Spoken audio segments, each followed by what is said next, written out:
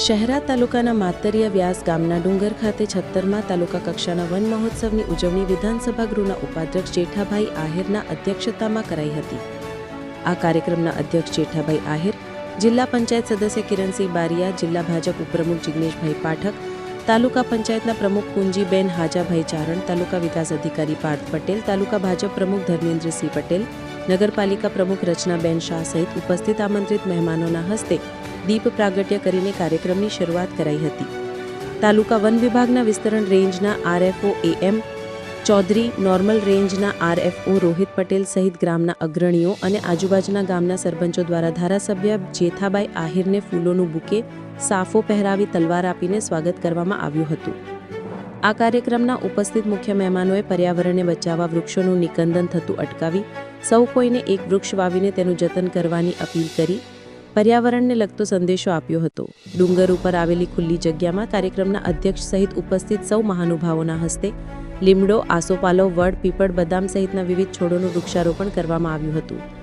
One વિભાગ દ્વારા કાર્યક્રમના અંતે 1000 ઉપરાંત છોડનું વિતરણ કરાયું હતું। રિપોર્ટર પ્રિતેશ દરજી, પંચમહાલ। ગામે જન્મોત્સવની ઉજવણી કરવા માટે અહીંયા એકત્રિત થયેલા તમામ કાર્યકર્તાઓ, ભારતીય જનતા પાર્ટીના હોદ્દેદારો, પ્રમુખશ્રી મળીને આજે જન્મોત્સવ નિમિત્તેનો કાર્યક્રમ રાખેલો છે। કાર્યક્રમની અંદર ખૂબ મોટી સંખ્યામાં પ્રજાજનો આવ્યા છે અને 17 તારીખે દેશના વડાપ્રધાન શ્રી મોદી સાહેબનો જન્મદિવસ છે। એ દિવસે બ્લડ કેમ્પનું પણ આયોજન કરવામાં આવેલું છે। બ્લડ કેમ્પમાં વધારેમાં વધારે સંખ્યા આવે અને વધારેમાં વધારે બ્લડ ભેગું કરે એવી સર્વ શહેરા તાલુકાની પ્રજાજનોને વિનંતી છે।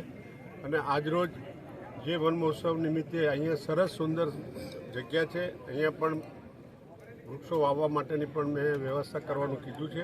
એટલે વધારેમાં વધારે વૃક્ષો વાવશે। શહેરા તાલુકાની અંદર પૂર્વ પટ્ટીની અંદર પાણીની જે સમસ્યા હતી એ તળાવ લિંકિંગ યોજના કરવાથી પાણીની વ્યવસ્થાનું પણ કામ પૂરું થયેલું છે। એટલે અહીંયા મને લાગે છે કે શહેરા તાલુકાના પૂર્વ પટ્ટીના તમામ ગામોને પણ પાણીની સુવિધા મળી રહેશે। એનાથી ખૂબ મોટો ફાયદો થશે, પશુપાલનનો ફાયદો થશે, ખેતીમાં ફાયદો થશે। એવી નિમિત્તે આજરોજ 76મા વન મહોત્સવના વૃક્ષારોપણનો કાર્યક્રમ પૂરો થાય છે।